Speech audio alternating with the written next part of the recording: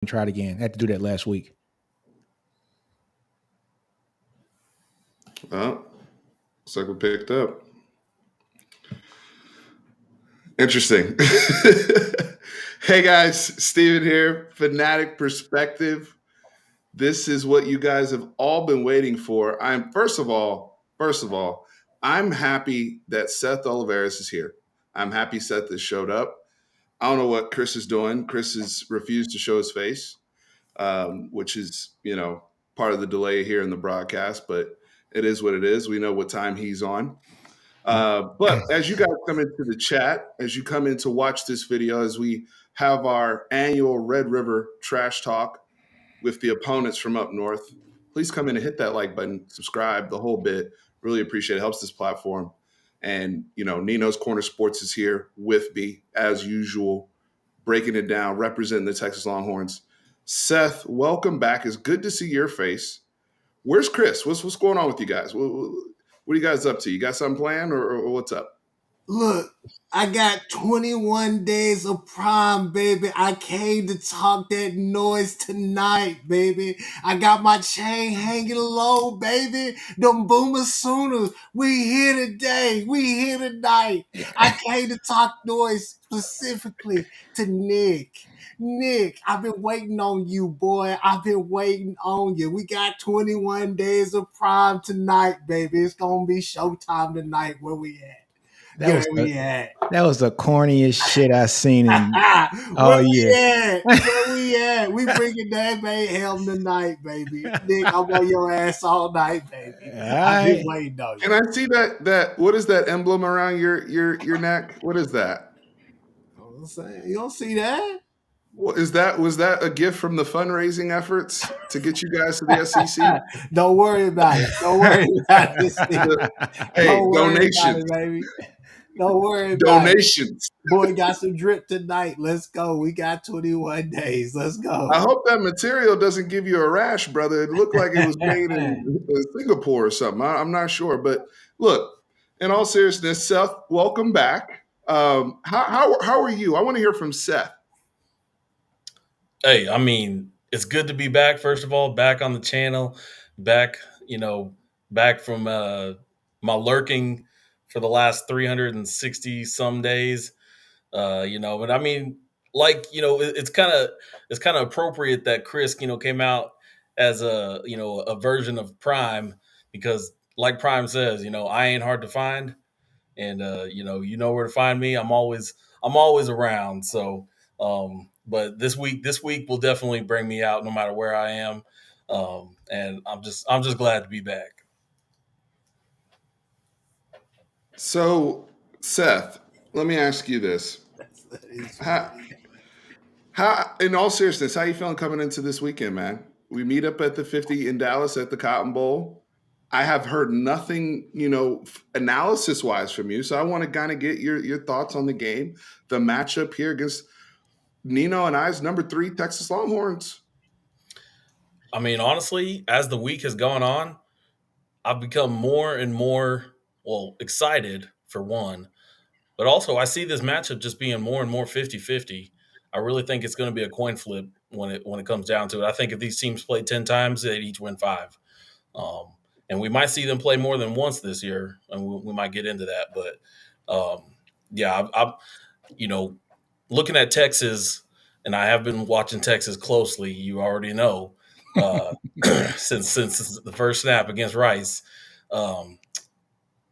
Texas is impressive. I'm not gonna lie.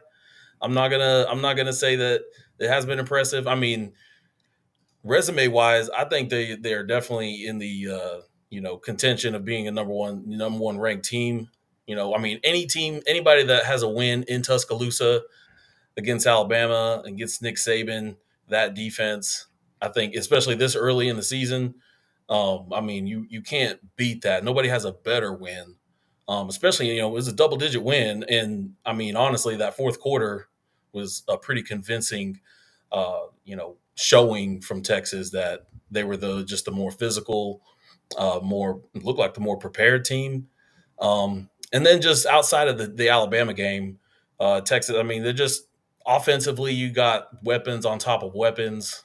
A.D. Mitchell, Xavier Worthy, Jonathan Brooks, J.T. Sanders, and then I didn't even mention, quarterback Quinn Ewers, and then obviously the guy calling all the plays and running that show, Steve Sarkisian on the sideline.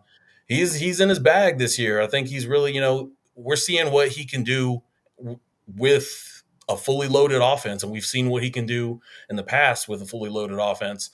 And so, he's, it's going to be a tough challenge for this defense that we've been seeing here in Norman. But honestly, that's the thing I'm most excited about is that matchup between Texas offense versus Oklahoma defense, because the defensive improvements that we've seen in year 2 under Brent Venables, I've been more than exceeded my expectations. And the beauty of it is that they still got a long way to go. Like, I know that there are plenty of areas where they can improve, whether it's just cleaning up some things, play by play, assignment wise, maybe building a little bit more depth in some areas. But overall across the board, there's the depth is night and day different than last year. So I can't be more excited for this game than I am this week. And really, this is probably the most excited I've been for this matchup since, I want to say, oh man, maybe ever. All right. Wow. Nino, awesome. what's your response to that, man?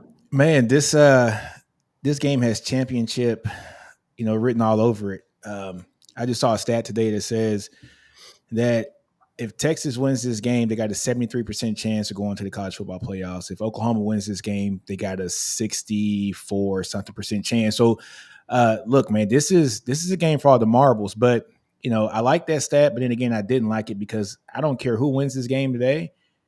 I think they're going to face each other again in the Big 12 championship game. I think both of these teams are that good. One thing I will say, I'm really excited about the game. Both teams to be pretty much at full strength. Seth said that the defense for, OU has some stuff to get done too as well, and they are looking good. And honestly, I can say the same thing about the Texas offense. Texas offense has left a lot of meat in the bone. We've been really good there in the second half. But if Texas cleans it up in the first half, man, it's going to be a really fun season just to see them play. So I'm excited about the game, man. I'm excited to see what Quinn does. He's been pretty good in big games. Brooks has been outstanding. He's just think of where Brooks would be if he started the first 2 games. He'd probably be leading the NCAA in rushing right now.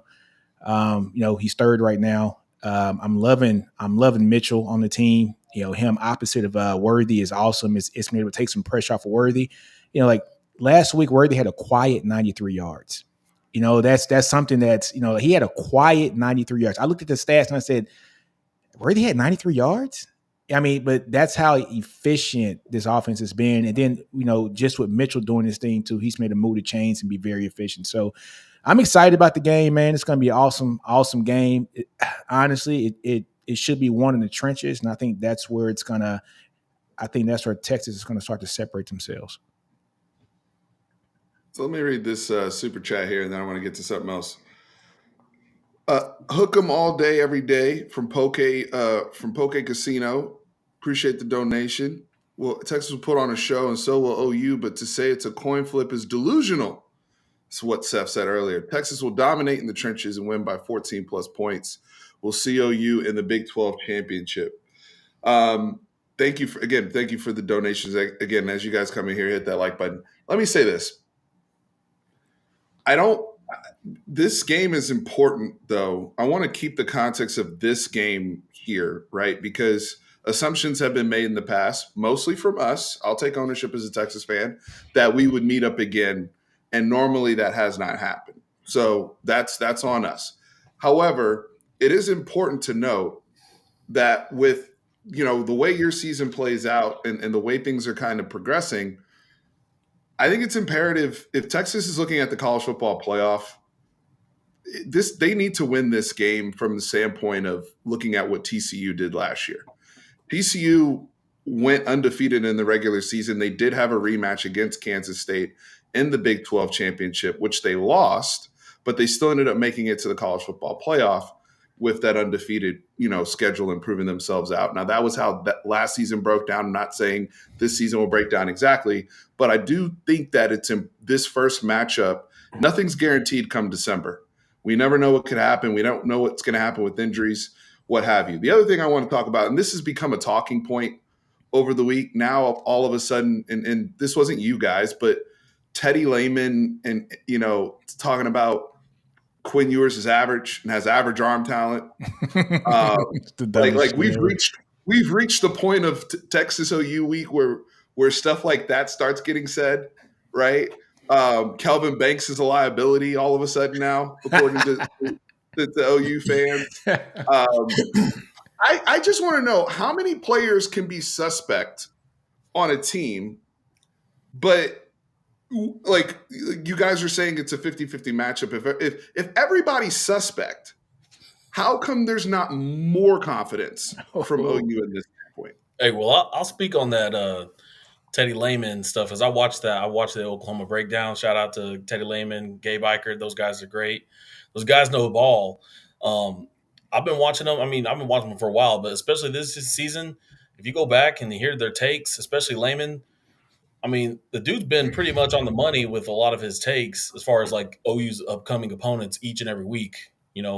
Arkansas State, SMU, Tulsa, Cincinnati, Iowa State. Like he's kind of been on the money. And honestly, and I knew when I was watching the Oklahoma breakdown, when I heard him say that about Quinn, how Quinn is, kind of, average, or, any quarterback can do, make those throws in that system.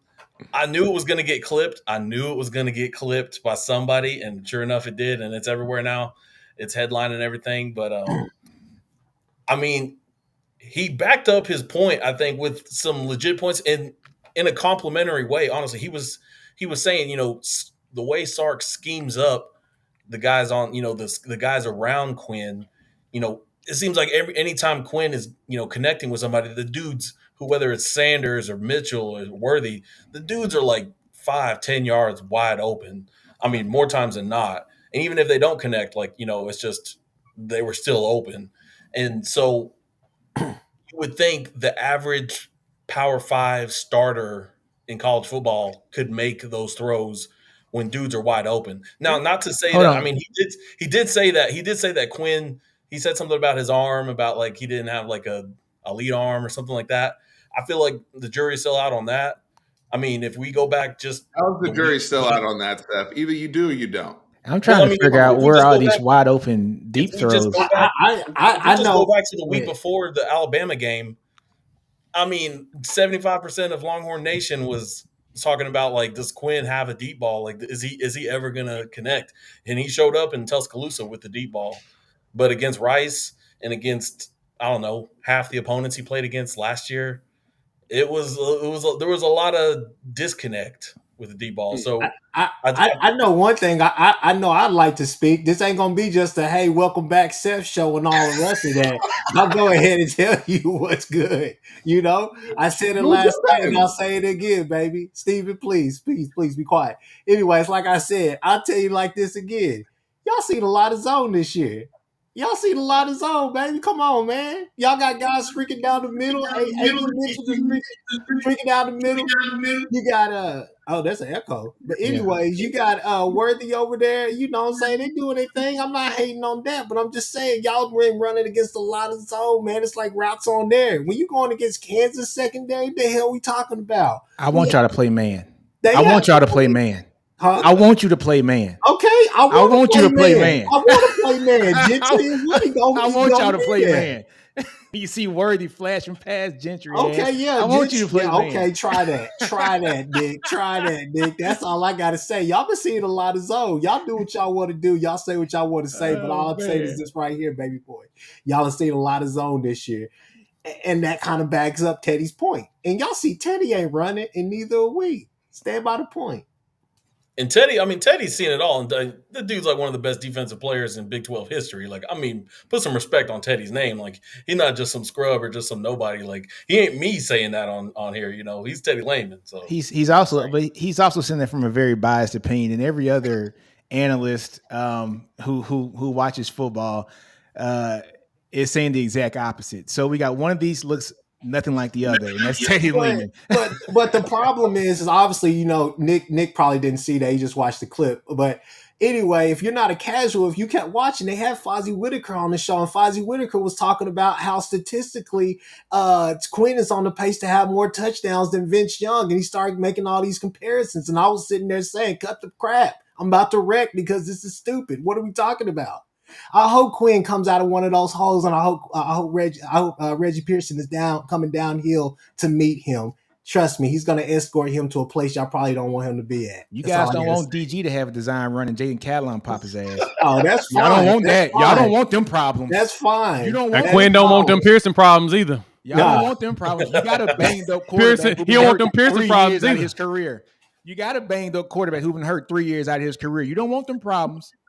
You don't want them problems. You know it. DG got some wheels. I mean, did you see that when he housed that like 70-yarder against Nebraska last year? That vaunted Nebraska defense. We talking about last year? Hey, we talking about last year. I ain't gonna lie. Oh, yeah. I did like what Fozzie was saying. Fozzie was like, one thing I'll say about Quinn is that when he do run, it's like when he try to reach that top speed and then he starts stumbling for some reason. It kind of look weird. And I was like, it does. He looked like. So let me chime in here real quick because I want to first off super chat from Dimple Wonder. I appreciate it. And the point about man coverage. There's a reason why everybody plays Texas with a zone, right? There's a reason for that. And y'all know that too. So let's be explicitly clear about the coverage. The second thing is this. The tape does not lie. All these scouts, all these NFL guys that have no stake in the game of Texas or OU, they don't care about the jersey. They're looking at the player. They're looking at traits. There's a reason why Quinn has been regarded as he's been regarded since high school. When we're talking about inaccuracies and things that have not been connected on, we're talking about timing or ball placement or certain things of that manner. We're not talking about the ability or lack of ability to make certain throws. There are throws that Quinn Ewers can make that 90% of the guys in the NFL cannot make. That has been shown on film. Some of the deep outs, some of the intermediate throws. You can make that face all you want to, Seth. You can make that face all you want to, Seth. It's the truth in terms of his ability. Okay, and you guys, it's funny that you guys are acting like this when he came after a month off last year, a month without playing football, injured shoulder, came in the Cotton Bowl, old, no practice, and dotted y'all up like nobody's business. Who didn't? And you guys sit here with amnesia, right? For the last 9 that's games. not an accomplishment. Complete amnesia, like you've never seen it before. Seth, Jay, y'all, we had pissed Steven off. He over here like T.O. That's my quarterback, man. Y'all talking about my quarterback. Dude, I'm just riding with the truth in terms of the film. So you're saying here's the other thing too, right? The ball that he hit to Worthy on the deep ball. If you watch the Alabama game, they didn't. There was a certain throw that he made. I'll watch the game. Don't play. Where he don't play, Nick. Don't play. I'm talking about Chris. Where he added, where he basically it was basically like a moonshot, right? The ability to add that type of arc on a throw without stepping into the throw from the 50-yard line and to hit somebody downfield, understanding all under those conditions, that's Warren Moon type traits. I haven't seen a whole bunch of dudes that can layer a football like that. That's what we're talking about. The production has not always matched his talent level. I'm the hardest person on Quinn. Sounds and like the reason why I'm hard on him is because of the traits. But to sit up here and say that he does not have the arm is totally disingenuous. Blasphemous. And it's a lie.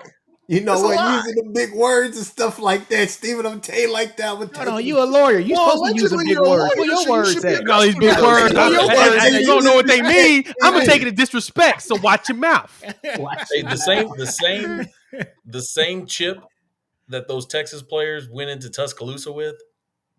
It's gonna be the same chip that OU goes into the Cotton Bowl with. I'm just saying. It makes you play differently. Okay. Yeah. Okay. Here, I'll put it like this right here. Go ahead. I'll put it like this right here. All right. There's a reason why I stopped calling him Mullet Boy. All right. Because after last year, he gained some respect. It's not because he cut the mullet. It's because I said, all right, I told you. I said, he going to have to prove it to me for me to actually call him by his name. Did I not say that to you, Nick? Did I not say that to you? I did. So he's Quinn now.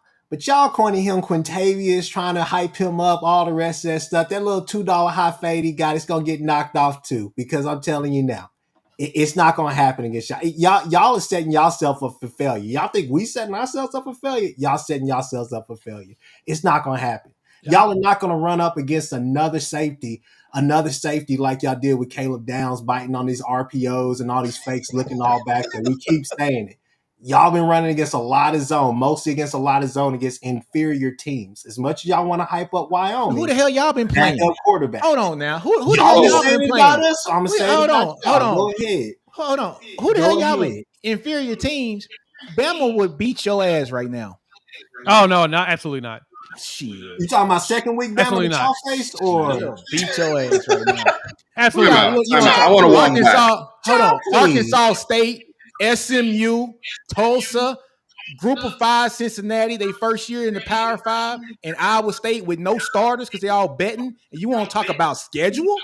Hey, please. Hey, technically, this isn't Cincinnati's first year in the Power 5. They used to be in the Big East, which was a BCS conference. Hold on. I want to read the super chat here.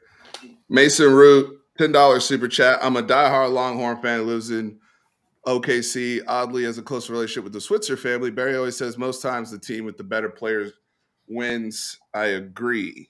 Thank you for the super chat. I want to walk back to the safeties comment because there's this narrative about Caleb Downs. And by the way, welcome Jay, Unfair Sports. I wanted to throw Jay in here, to help out Chris and Seth with some reinforcements here.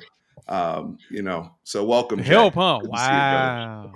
Wow. You've been coming at my Welcome neck to the all fight. week, man. You've been throwing little subtle shots at your boy all week, man. What you been doing, Steven? That's a compliment to you. It is. You were so good on that podcast the other day. I was like, I got to have this guy on my channel. Anyway, wow. I want to comment on the safeties. Okay. So we on a Smack Stop episode, and you over here pretending like you giving me compliments. Again,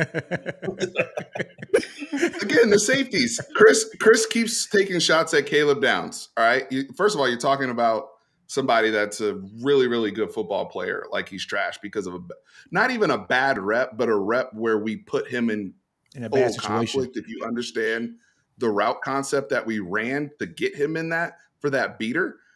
Here's the thing. You guys act as though you haven't had your safeties bite on stuff too, whether it's Billy Bowman or Key Lawrence hunting for a pick or you act like Peyton Bowen. If I put Peyton Bowen in that same situation, he's in a bind. Okay? Not today. So if you would said that game too, I agree. If it's game, yeah. I mean, but the thing is, y'all were biting and getting cooked on stuff against Iowa State and a guy named Rocco, who I thought was one of the guys from Godfather. That's Dante Corleone. He's the Godfather. Playing quarterback. Jay, go ahead and correct this, man. I'm tired Rocco's of Modern Life, though. like that. Put some respect on it. Hey man, yeah, you got gotta put a little Modern respect. Life out there cooking y'all. You got to put respect on the name of Rocco, man. He came out of nowhere. Nobody knew who the hell he was.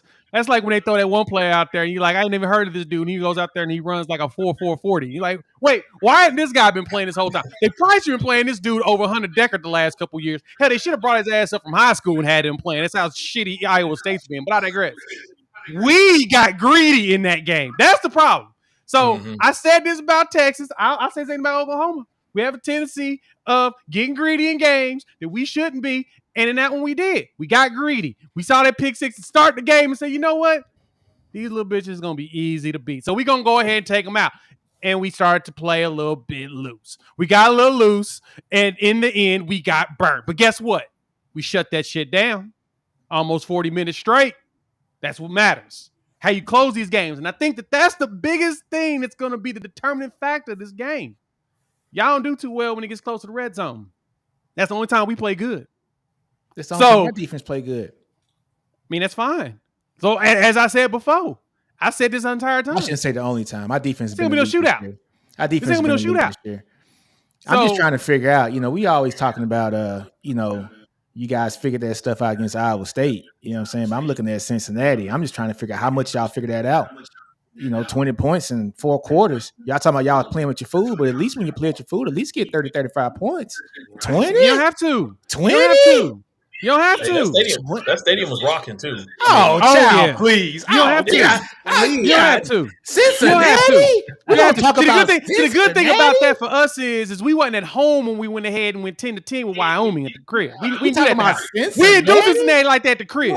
We were on the road in a hostile environment. They had guns out. Hold on. Hostile environment. Hold on. They had guns out. A hostile environment. Guns out. Hey, guns blazing. I heard that from Cincinnati reporters that have been covering the team for 14 years. They said they've never heard the stadium that louder. Guns out. Because they had 50,000 people instead of 35,000. That's why. Player. Ain't like they had a damn 100,000 person stadium. They're all hyped up on that Skyline chili with the cinnamon in it, and they're sitting right on top of you. Man, you farting the whole game, dog. When you farting the whole game off that chili, you know what that is. That Skyline chili. So, you know what's funny? Hey, Jay, hold on. Okay, go ahead. No, I just think it's funny because you guys are talking about this mighty Cincinnati environment. You guys hit 20 points. I believe there was 11 minutes left in the fourth quarter. You didn't score again the rest of the game. Great job by the defense holding it down against Emory Jones there in that vaunted Cincinnati environment. That same Cincinnati team that hasn't won a Big 12 game yet. As a matter of fact, all the new Big 12 teams, the only new Big 12 team that's actually won a Big 12 game is BYU, who beat Cincinnati. So somebody brought up a good point yesterday. The rest of them are 0-2. I think Jay brought this point up yesterday, but in the building there in Cincinnati that day. Oh, here we go. Brett Yormark, and we all know what that means, and we saw it 2 or 3 times in the red zone on different drives. OU should have came away with points, maybe even touchdowns. Who echoing? Hey guys, who has your headphones on? Press the mute on the YouTube. Who was it? Who got YouTube playing in the background? It was Chris. It was Chris. It ain't me. Don't come for me. I know you can't. Yeah, exactly. It's whole 38,000. Can you count, Nino? Oh, 38. Can you count, Nick? Oh, hey, 38. Oh, a whole vaunted 38,000 people. So hold on, Jay. I got to get on you, Jay. You talking about us versus Wyoming and how the game was close. But that was at the crib. That was at the crib. Chris, y'all won 28-11 against SMU. It wasn't at SMU. Don't come for me with that bullshit. 28-11 with SMU. You mean a top 40 offense in the country? Oh my! We're talking about SMU. Hey, but the different thing about that SMU game. I don't want to hear shit about SMU. The different thing about that though is that's the one game that OU has played this season where they didn't even attempt a ball past 15 yards, 20 yards. Like, so if you're going to use that excuse, that's the same thing we did against Wyoming. We didn't again. You played with your food, but y'all did it with a backup quarterback. And we still put up more. We still put up 30-some points. Y'all put up 28 at home. Yeah. Y'all did that because you got a fumble at the end. You got a fumble at the end. Let's be honest. Wyoming should have had 17. They got that last one called back in the last second. So they still would have lost. Look, I mean, L's a L, whatever. Yeah, a win's a win. Y'all lucky Georgia wasn't on the schedule week 2. I wish Georgia was on there. We would have cooked their ass too.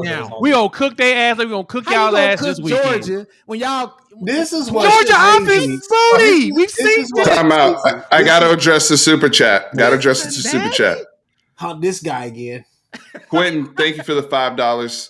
Said, let's see how delusional the Sooners are. What position players on Texas would you trade for? I guess that's a question.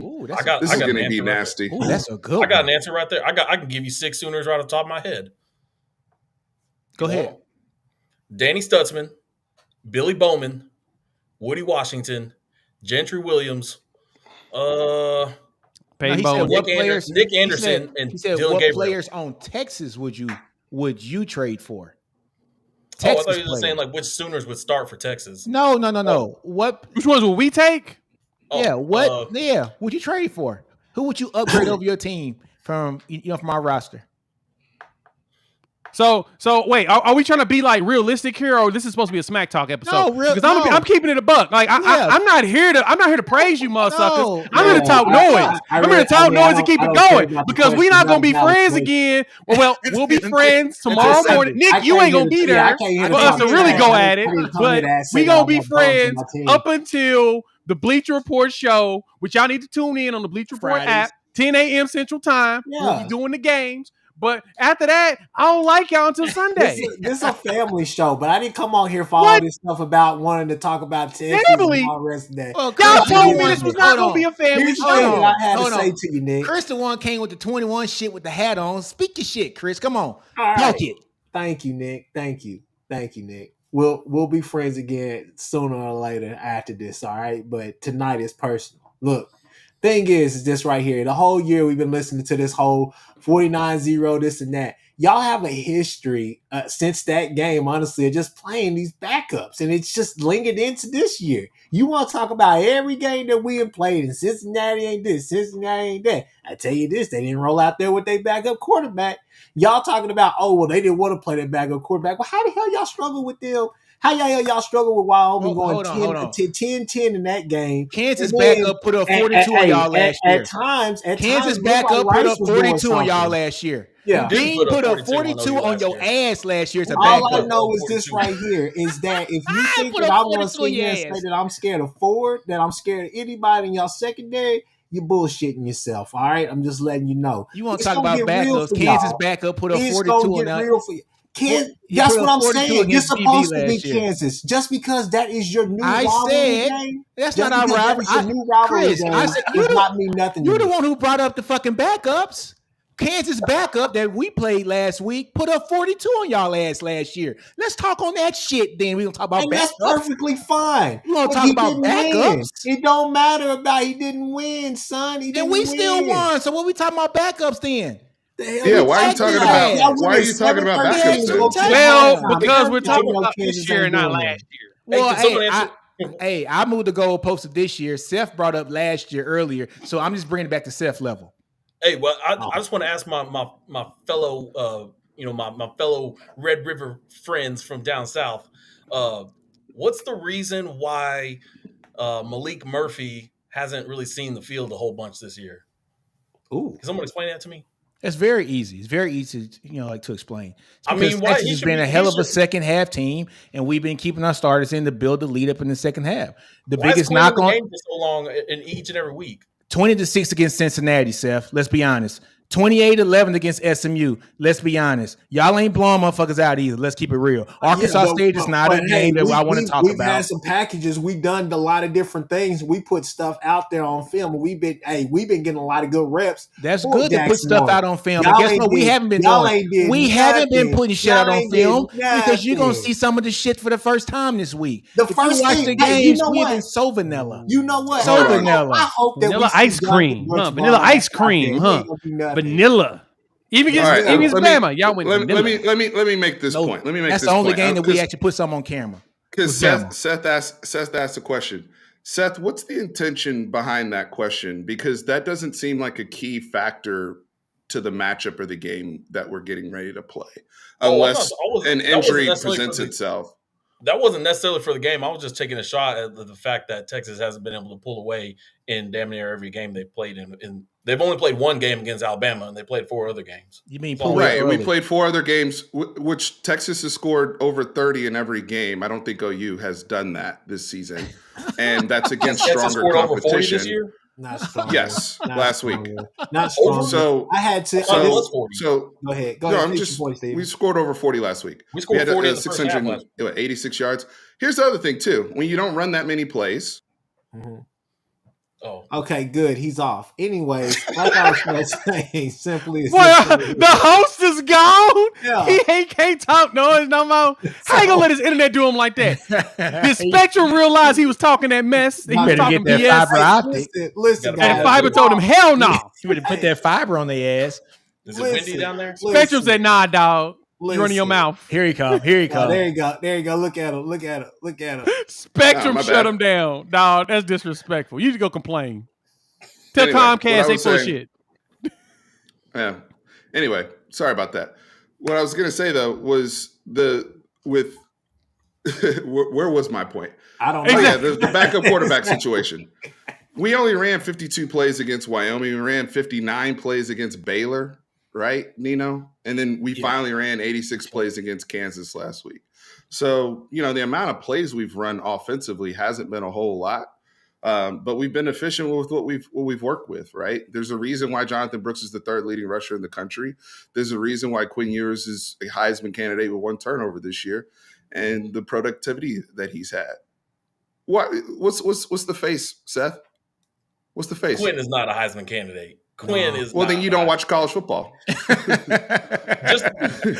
been waiting on that one all night, Seth. He's been waiting on all night. Go ahead. He's as much a Heisman candidate as Trent Dilfer was like the key to that Baltimore Ravens team. I like that. Okay. Trent Dilfer. so Quinn is why did? Oh, hold on. So how did? If he's that bad, how did you allow him? Trent Dilfer wasn't bad. Dude, you compared. You know what you're doing. Yeah, Seth. no, come on, Seth. If you're gonna go that route, you see, y'all don't even realize how you're walking yourselves into the trap. If you're gonna go the Trent Dilfer route, then don't give up 4 touchdowns to Trent Dilfer. The comparison. That means you suck. Trent Dilfer has scored some touchdowns. I don't want to hear that shit, Jay. Trent Dilfer? Trent Dilfer done put up some numbers before, though. We can't act like he ain't. You see how they getting on? You see how y'all backpedaling now? Y'all treadmilling. Y'all going nowhere real treadmilling. Treadmilling going nowhere real fast. Let me have this, please. You got it, Chris. You got both of these two right here. There's no reason to sit there and let them talk to you about quarterbacks. You should blow us out since we have a bad I'm quarterback. not finished. Since we have an average quarterback, you should blow us out. Please be quiet. I know this is your show, but let me talk, okay? It is my show. And thank you for getting that right. First off, don't lose to a mid quarterback. Don't lose to a mid quarterback. Okay. All I gotta worry about that right here. It's simply to a mid quarterback, Chris. All right, Comcast gonna get you again, Steve. You better watch out. These two talking Spectrum will shut you down. Look, these two talking about quarterbacks is ridiculous because we all know a few years ago, Nick put all his marbles in that basket for Sam Ehlinger. And Steven did too. Steven did it a little bit quieter than what Nick did, but I saw both of these brothers taking up for him every week, week in and week out. No, you didn't. I didn't even know you when Sam Ehlinger was playing. I didn't start talking to you until Casey Thompson. Stop with the lies, Chris. Stop with the lies. You're just trying to make a point. I talked to Seth. What are you trying to make a point? I've never fucking talked to you until Steve Sarkisian's first year. I still know it. But we talked about it. What kind of shit is this? Sam Ehlinger until this day. I didn't know you when Sam Ehlinger played. Come on, man. The first time I talked to you was Sark's first year. Casey Thompson was playing. So what the fuck are we talking about Sam Ehlinger for? Hey, Nick can go all he want to do. Child, please, whatever he want to talk about. But now it's just that you're spouting bullshit. I've seen him take up for Sam Ehlinger, take up for Casey Thompson too, and I've seen at times him being Hudson Card's biggest fan. So I'm not going to sit here and listen to these guys talk about quarterbacks. I obviously don't know what they're looking at. And now with Quinn has made them delusional. How about that? Well, I guess you guys don't know about quarterbacks either, because I remember somebody on this stream, Steven, that said, at least we ain't getting nobody like Dylan Gabriel. You remember that? Yeah, that's actually making the waves on Twitter as we speak. Yeah. Remember that, Chris? I don't know. So, hey, Chris, I don't know about quarterbacks, but your starting quarterback is a guy that you were like, we ain't getting nobody like that. Like you were talking down on DG. Wait, now that's your boy. Now that's your boy. Hold on. Look, I will retweet it and I'll tag you. Okay, go ahead. You want to see it? I'll retweet it and tag your ass. You know what I'm talking about? Go ahead.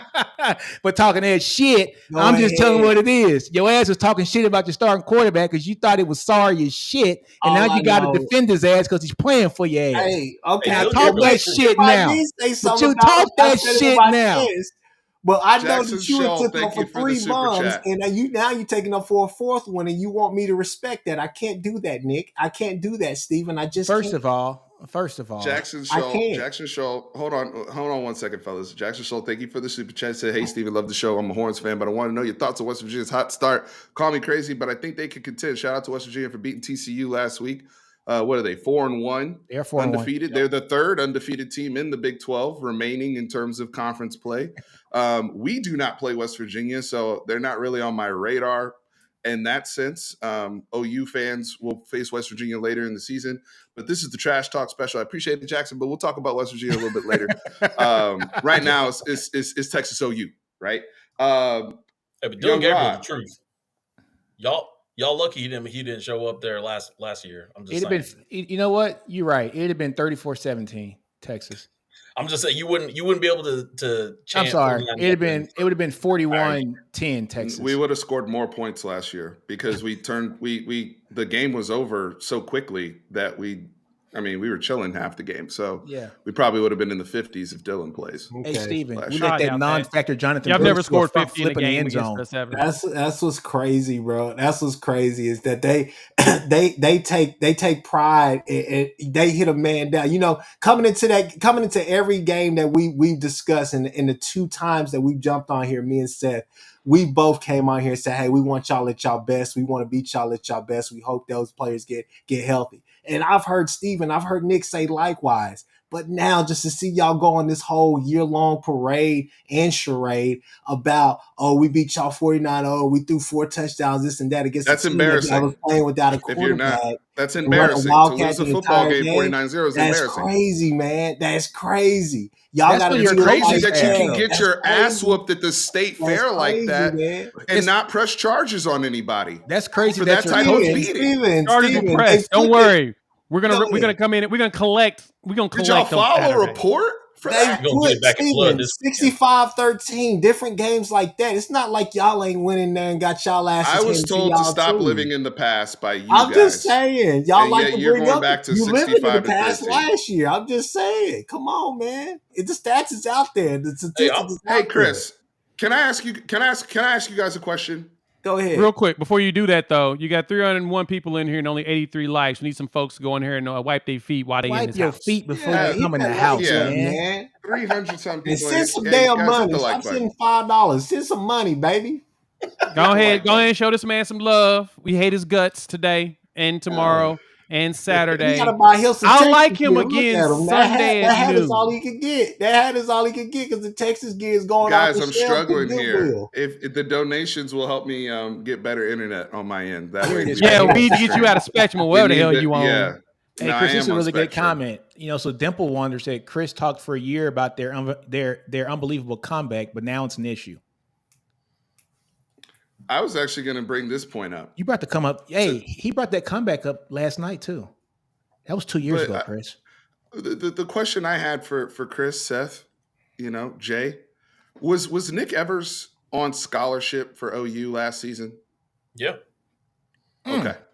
Was Davis Bevel on scholarship for OU last season? Unfortunately, yes. Was General Booty on scholarship for OU last season? Unfortunately, yes. So when Dylan Gabriel went down, you guys had 3 scholarship quarterbacks in that room, to my knowledge. 3? Yeah, I keep hearing this narrative that we didn't have a quarterback. We didn't. And so what's interesting is coach him up. Where's the development? Where's the coaching? Where's the ability to put something together? Lies. Y'all chose to coach up. Y'all said, you know what, Braden Willis, Eric Gray. Y'all go take snaps. Is that then why even give Nick Evers a scholarship? Who was the 8th? That's why Nick Evers ain't here. Country. That's why he's not here. That's why he's riding 4th string in Wisconsin right now. Right. But at y'all better hope the you backup gotta will come coach. this game. You gotta coach people up. Yeah, you know what, Steven? I ain't no excuse on that. You're right. I'm gonna give you that. You're right. We made the decision at the 18th hour as we brought in a whole new staff to bring in people we shouldn't have. You know what happens? You make mistakes. We took warm bodies and we made mistakes. Mistakes we made. Guess what? We ain't like y'all running out there with a 2 quarterback system thinking we got Chris Leaf and freaking Tim Tebow. No, we're not running out there with Hudson Card and Casey Thompson. We're not doing that. Sark coach him up. But you ran out there with Braden Willis. We ran out. Hold on. Let's think about it. Back to my point. What I was saying here. We didn't have a 2. You know what a 2 quarterback system with Chris Leaf and Tebow means that they're both playing in the same game. It never happened at Texas. One performed bad. They sat his ass down. You saw Casey Thompson getting pulled left and right. What are you talking about? Get out of here. Do you not remember Arkansas? You talking about? Yeah, he got pulled, and guess what? Casey started the rest of the season. He started the rest of the season, Chris. He did. He started the rest of the season, Chris. You wasn't flip-flopping quarterbacks like flip-flops. You don't even watch the game. Man, take your damn hat off. You ain't no damn cowboy. All right. You know what? You know what, though? From the standpoint of this. Hold on. You are a cowboy. I want to read. What? Let me stop. What'd you say? I told Chris to take his hat off. He's not a cowboy, but I said he is a cowboy. He is a cowboy. He is a cowboy. He's a proud Oklahoma State Cowboy graduate. Anyway, wow. I want to. I'm sure your school is ashamed. They'll still take your money. They still take your money, Chris. Well done. Way to represent the Stillwater Cowboys. Anyway. Wow. I want to focus on this year's game. Let's focus. Go ahead. They know where I'm at. Let's focus on these teams because OU fans, y'all tell me, hey, our roster's different, right? We want to move forward.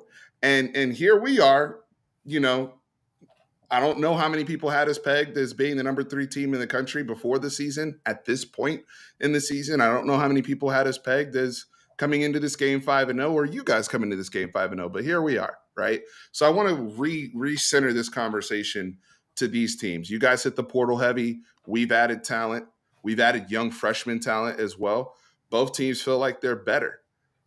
Seth, Jay, I don't know who wants to take it, but what's the path to victory for OU? Why are you guys going to beat us on Saturday? Why? Not we Sooner Magic or any bullshit, Seth. But what are you guys gonna do to win the game? First of all, Sooner Magic ain't bullshit. Sooner Magic is a real thing. I feel so personal in all of this. My God, I'm in the wrong conversation. Y'all for real need to just go put the gloves on. Jeez Louise. No, but honestly, the path. Caleb, meat deal donation. Shout out to Umar. Donations. Yeah, that was the path. The path to victory for OU in this game, to recenter this conversation, the path to victory, it rests with the defense, and it rests with what kind of game plan did Brent Venables, Ted Roof, and the boys, scheme up? What do they have cooked up that they can actually go to and lean on throughout the game? And it starts up front. It starts with those interior D linemen, Laulu, Kelly. All them guys, they got to get some push up through those guards, around the center. And honestly, Danny Stutzman, as much of a man and a beast that he's got to take it to an even higher level. He's got to be Bobby Boucher out there. He got to be the water boy. And I mean, just making Quinn uncomfortable. Even if we're not logging stats, you got to be getting hurries. You got to be getting, the knockdowns. You got to be getting in Quinn's face. That he got to be able to know what all them defenders had for breakfast. Because why does Danny Stutzman have to reach this unbelievable level? Why do all these guys have to reach this unbelievable level? If Jonathan Brooks is average, if Quinn Ewers is average, if JT Sanders is a non-factor, if all these guys aren't good, then why do you guys have to do this Herculean effort to compete? That's what I'm confused about. Brooks is average. I said I think Quinn is. Well, actually, Chris said he's a bum. That's what Chris said. I did, and I stand by it. Well, I think Sanders, and when Sanders is 100%, he's very clearly maybe the most dangerous tight end in the nation. And really one of the most dangerous matchups on offense. Mark Bowers? And Jonathan Brooks. I think what makes Jonathan Brooks so special is that he's got this kind of chemistry with the O-line, who's been killing it in the run game as of late, last few games especially. But I'm not saying Jonathan Brooks is Bijan 2.0, and I don't think any UT fans are saying that either. No. So I give the utmost respect to the skill guys around Quinn and throughout that offense, and even the guys who aren't starting but are coming off the bench. I mean, you're 2-3 deep pretty much across the board offensively. That's why I say that the stars that OU already has on defense have to take it up to an even higher level. But I think with the emotion that they're going to be coming in and playing in this game, and with the focus that they've had, they've been dreaming about this rematch since last year, since they got embarrassed, since they showed up and you sure those aren't nightmares? Hey, I hope you're dreaming about the wins in between the rivalry shootout and the one this year, because they lost a few of them before then too. So if they were dreaming about the win, come on, the wheels on the wagon fell off, after that TCU game. They probably could have picked up the pieces if Dylan Gabriel didn't get hurt, but everything just fell apart after that. And I mean, it wasn't like it totally was just a complete crap show. It's just those last 3 or 4 losses were, by field goals. So it wasn't like, OU was just not showing up week in, week out. The ball just wasn't bouncing their way. I think we saw a lot of that similarly in 2021 with Texas with that 6-game losing streak. So, I mean, that's to me the path to victory for OU. The defensive guys, the defensive stars have to play like stars, and they got to do it for 4 quarters, because we all know, we were talking about it earlier, Texas, they kind of ramp up during the game. Even if they start slow, that 3rd quarter, that 4th quarter, they're getting better and better because they've just typically have had greater depth than the other teams. But also they're clean. They execute. They're just really sound. So, I mean, that's what I'm expecting now. I mean, there's probably OU fans out there that think, it's maybe the entire team's been a little overhyped and that they're not all as good as they've been billed to be. But I'm just not one of them. Hey, I got a question though, Chris. This for you, buddy. By the way, thanks for the super chat, Texas boy. Appreciate it. So Jonathan Brooks is a bum too. Nick, man, I don't want to come on here and listen to all these stupid ass. No, I'm just asking a question because he has more yards than your top 3 rushers combined. I know that's what he has more yards than your top 3 running backs combined. Eye test, baby. Come on. He has more yards than your top 3 running backs combined. Nino, are they bums? Nino, let him. Let him. I want to hear what his eye test tells us about Jonathan Brooks. Come on, man. What does your eye test say? How about the eye test on y'all top 3 running backs? They got less yards than him combined. I'm not even. Come on, man. Eye test, bro. That dude is not. He's not legitimate, bro. Not in my eyes. So the same guy that was doing the front flip in the end zone last year in the shootout. There we go. Last year we said let's sit around this year. Team right here. Okay, so he's the same guy that's the third leading rusher in college football. I'm not gonna waste my time on Nick with these stupid ass little statistics. Go ahead, Jay. The same guy who said JT Sanders was a non-factor. Hell, you go. Yeah. Now he's a projected 1st-round draft pick. Go ahead, Jay. Go ahead. Now you're not man. Now you're not man up to the whole thing. You made a whole. I think Jonathan Brooks is the damn bomb. It's okay. How? Look, I get it. Y'all want to sit here and say, "Oh man, well he wore down. He was a Alabama." Y'all keep hanging on to that. No, I didn't say that. Jay said that. I didn't say that.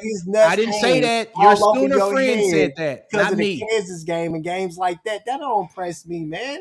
Thank you, Captain. Against another really Appreciate good you, man. team. We'll have to tag you in with Jay here. Chris, he's rushed for 120 yards the last 3 games. Okay, let's see if he gets that this game. He's rushed for more yards in one game than all of your running backs have for their season totals. If he gets that this game, show me that he could really do something. Show me he could do it twice. He did a front flip in the rivalry shootout last year. That's fine. To the end zone. You know what, Nino? Talk about last year. Come on, man. You know what, Nino?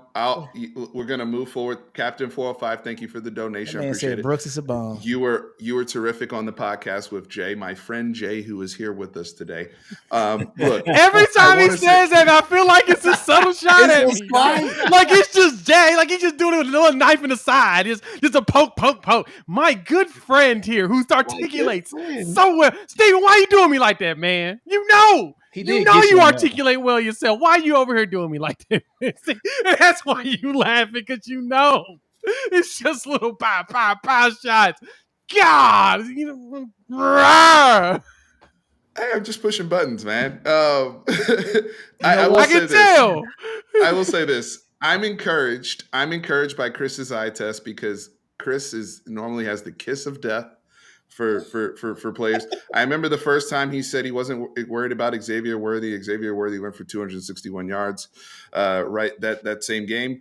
And last year he said JT Sanders was a non-factor. We know JT Sanders went off. Now it's Jonathan Brooks. So you guys out here that gamble or do prize picks or whatever, go ahead and put your money on Jonathan Brooks this week. How many people on my dogs and bums list this year have I been wrong about? The only one that y'all can try Jonathan Brooks is Jonathan Brooks. That's the only You've one. You've been wrong about Jonathan Brooks. Y'all are trying to vouch for. Look, and he had JT Sanders on his bums list. He just didn't call his name out. But he was on the list. And you know what? And I actually messed up on that stat. He's 12 yards short of the top 4 rushers for Oklahoma combined. So there you go. Good job, Nick. Yeah. Good job. Glad you could read some stats. Y'all can stop the deep ball. I'm just keeping it real. Go ahead. I want to get to Jay. I want to get to Jay in path to victory.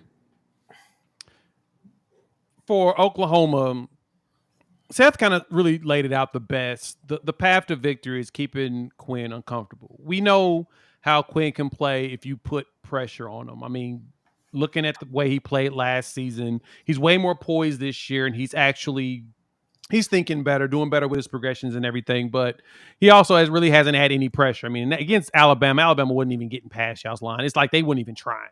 And so, they were trying. I don't know.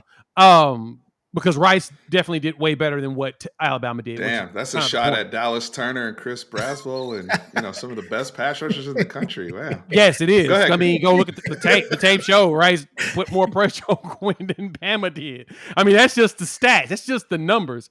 And so that's basically what we got to do. Keep the pressure on Quinn, force some bad passes out of them, let our secondary go out there and continue to be ball hawks. We do that. That's our path to victory. Jonathan Brooks is going to probably have a solid game. I can see him getting 100 yards in this game. But at the same time, we've been pretty good at stuffing some runs. When we focus in, our linebackers go in there, they cause problems. Our defensive linemen, over 300 pounds. We got size. So we can stuff some of those holes. And we've done a really good job on tackles for loss. I think we're in the top 10 in tackles for loss in college football right now. So because of that, that's all we got to do. We got to keep Quinn uncomfortable. We keep him uncomfortable, make him tuck, let Reggie Pearson come through and get a hit in. Quinn's not going to slide like Dylan Gabriel is. Dylan Gabriel's more of a baseball player than he is. He's like your way your Russell Wilsons would play and all of that. They slide. They're not dumb enough to try to go head up with a dude that's a headhunter. I want you to come across the top, get yourself a penalty for tackling a quarterback that's sliding, and just keep racking 15 yards up every other play. That's what we're going to have to do. Dylan Gabriel, when he slides, his helmet hits the back of the turf. Often, I've noticed. Wow. I've just noticed this. You mean that dirty shot against TCU? That's pretty low. No. That's low. No. I'm saying this season. I'm not trying to imply that shot was dirty. I completely agree, and I think you guys shout out to Brent Venables for making the right decision for holding that young man out of last year's game. I told y'all, we're on this year's game. That's what I said before, and I'm sticking with it. Right. I just noticed that when he slides and he does the baseball slide, like you said, sometimes he has the whiplash thing. He's still doing that. I noticed it a couple times in the Cincinnati game. I noticed it once in the Iowa State game. That's your most effective form of run. So, you rely heavily on Dylan Gabriel. We don't rely heavily on him. We don't rely heavily on him. He runs more now this year because we wanted him to run more last year, but we recognized that when we brought in quarterbacks with an offensive coordinator that has a complex scheme, they just weren't ready for it. We're better this year. We have depth this year. This is one of them years. This is one of them years that you don't want the backup coming in for OU. That's all I'm saying. I mean, we don't want 2021 to happen again. Well, Jackson Arnold, the truth. All Sooner fans been talking about Murphy. So if that's the case, I don't think you guys want our backup. Absolutely not. We need him to transfer. What are you talking about? What are you talking about? I'm just saying, We've had this conversation. We have talked. You know what this conversation is right here? This is the same conversation that Barry Switzer had back in 1988. And he said that, yes, keep Thurman Thomas in the game. We do not want him hurt. We don't want the backup, Barry Sanders, to come in the game. We want the dude named Thurman Thomas, Hall of Famer in the NFL and college. We want him to stay in the game. And everybody looked at him like he crazy. We ain't stupid. We don't want to go in the game. Soul Invictus, thank you for the super chat. Appreciate it. Texas is clearly the more talented team. OU crew loves their squad too much to admit it. Nothing wrong with OU taking nothing wrong with OU taking greater than 1 year to reach. Yeah. Read back to elite status. I don't agree with that. I don't think Texas is just fully the most talented team.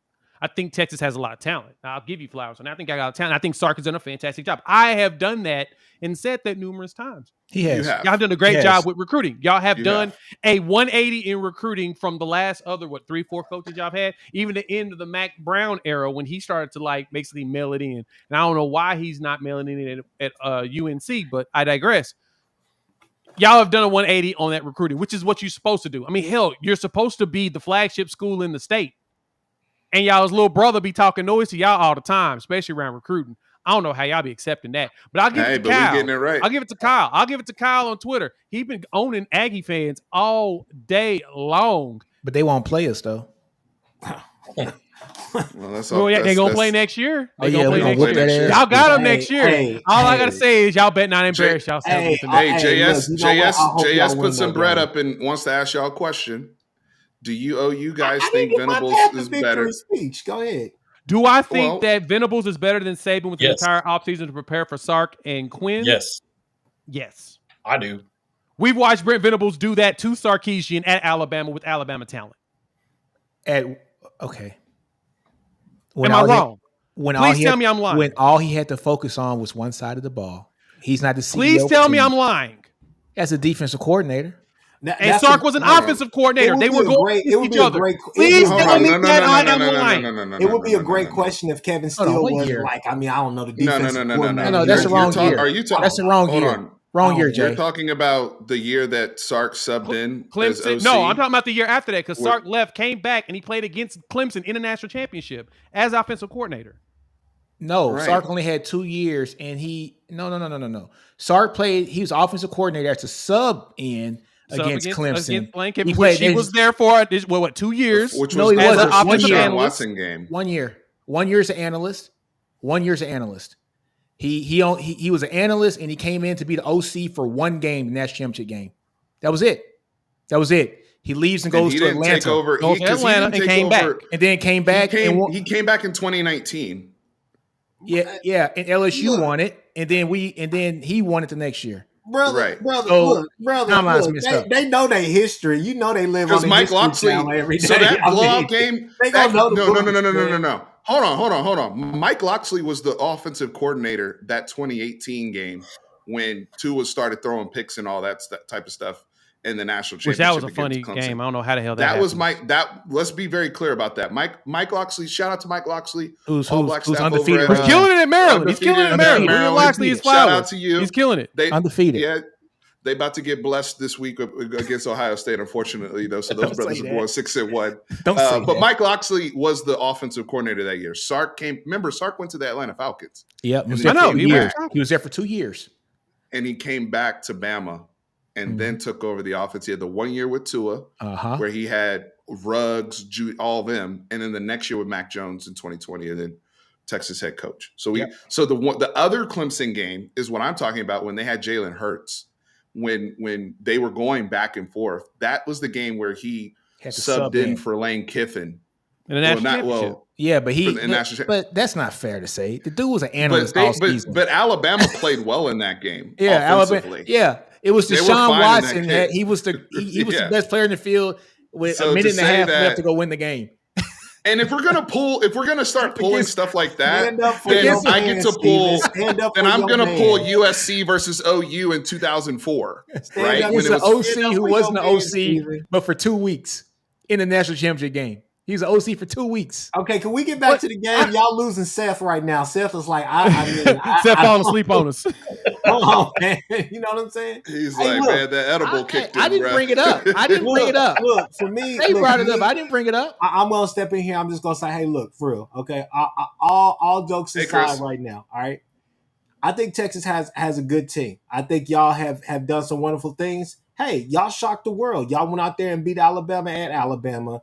Either way you put it, All we have to say, a win is a win, regardless of what questions I have, Jay has, Seth has, anybody has. Y'all beat Bama. That's all that matters. Y'all got to win in that column.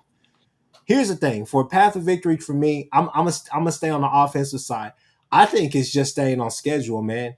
Everybody's coming in here talking about OU's not averaging this, OU's not averaging this in the run game, blah blah blah, this and that. We talked about it last night. We talked about it for the past few weeks. Just stay on schedule in this offense.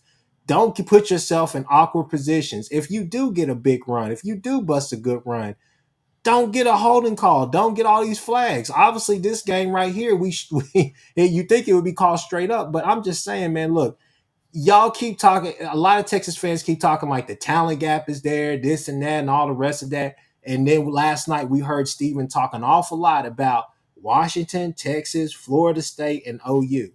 It's not like we ain't seen talented teams or nothing like that before. It's not like we ain't seen good players here and there on different teams, Corleone and all the rest of that stuff. As much as y'all want to talk about that is what it is. But as far as path for victory, it's not that OU players have to play incredible this game. You always ask them to play in a rivalry game as big as this one is, as much as this means, play out your mind. You want that to happen. But Chris, you brought up something I want to address, though. Okay, can I finish my point? Well, please, because I want. Okay, I will finish my point. You and Seth a question. So defensively, for me, it's just, hey, take away the cute stuff. Make it through the whole Sark script that I always talk about, the famous Sark script. Make it through all the cute stuff, the little bubble screens, the little misdirection bubble screen to Jonathan Brooks, different things like that. Take that stuff away and go ahead and make Sark think. Make him think just as much as you want to put pressure on Quinn. Make them both think. Because the second half adjustment, he's made it in one big game, and that's Bama, and I get that. But he has to show me consistency throughout the year, and that's all that I'm asking for. He's done it all season, Chris. He's made second half adjustments all season. You guys love to bring up that it's been tied after halftime, and then he goes and wins by 20 points. That's called second half adjustments. You're not going to validate any of our wins or whatnot. I'm not going to validate Kansas and Wyoming and teams like that. Against Bama, that's the only one that I'm going to validate. Okay, so you get your little ticket for that. You got your golden ticket. Kansas is better than Cincy. All I'm saying is Kansas is better than SMU. I'm not trying to take credit for that. Kansas with Jalen Daniels, yes, but without Jalen, no, they're not. They're not. And Jalen Daniels, the numbers actually show you they're not. Was hurting the day of. They already talking about his mental wasn't right for that game. He didn't want to get hurt. That's serious. Again, that's what they fans. The numbers say that they're not better than Cincinnati. You keep getting away from the points from the point, Nick. It's still consistency throughout the season. Last year, y'all got off to a good start. Y'all beat us. Y'all went over there and went toe to toe with Alabama, and then after that, y'all started faltering throughout the season too. Come on, man. And Preston Stone. Hey, Raj B. So the other guys. Oh, hold on. Let me go back to this. Let me go back. He didn't put the comment in his super chat, but he commented after that. So a little bit after that. Thank you. Got it. Thank you, Rock B, for the super chat. Genuine question: where does Chris or Seth think OU is better than Texas at any position offensively? Before you guys answer that question, I want to make sure I get my question off that I had that Chris brought up before we answer Rock B. Thank you, Rock B. Yeah, leave the Rock Chris B up, mentioned. Don't forget. Chris mentioned penalties. You guys are very heavily penalized average per game. Why is that? Brett Yormark. Thank you. Have you had Big 12 refs in every game, even the non-con? Probably. I don't know. I didn't do a background check on. I didn't do a background check on. I think you should look. Well, how come we're not having issues with penalties? Hey, to that degree. Sometimes that's just the way the cookie crumbles. You guys are one of the most penalized teams in the country. We play aggressive, we don't care about 15 yards here and there. We do play aggressive as hell. That's actually one thing. You look at that. So that's not a concern? You look at that Arkansas State game in the first, well, these are Big 12 refs. I mean, should we be concerned against y'all? They hate both of us. This is a Big 12, right? But it's the hate is the hate. They hate us. So honestly, this is the best game to be aggressive on both sides and for both teams because it's not like the refs gonna call anything. They don't care. But when you're as heavily penalized as you guys are, and it still don't matter. Okay. You said it's not an issue. You want to answer Rock B's question, Seth? Yeah, quarterback. Love it. Hold on, genuine. Love it. Where does Chris or Seth? I mean, Dylan Gabriel's better than Quinn Ewers, according to Seth. I mean, the numbers The numbers And don't lie. Chris. So if the numbers don't lie, so that means Jonathan Brooks is better than all your running backs, Chris. Because you shaking your head, yes. You shaking your head, yes. I'm just saying. I'm just saying. Hey, I'm just saying. From the I'm eye just test, saying. I'm just saying. I think you over there agreeing with your boy because he said the numbers are better, and you're shaking your head. So Jonathan Brooks is the best running back on the field that night. I'm not going to go off of those logistics and statistics and all the rest of that stuff. You keep all that those over there on your page, all right? You keep that on your military base. Nobody gives a damn about that stuff, okay? That's cool. Eye test, Nick. Eye test. Okay. I don't care about facts. I care about narrative. Yeah. Eye test. That's all I got to say. Eye test. We've seen a lot of by people your put up a eye, lot of Dylan great Gabriel's numbers, a better man. quarterback than Quinn. Come on, man. Okay. What round is Dylan Gabriel getting drafted, fellas? Undrafted free agent. Hey, Quentin, you right though. Hey, look, me and Quentin agree on something. No, stop. Quinn, hold on. Did Quinn just send us a super chat to cook somebody else's super chat?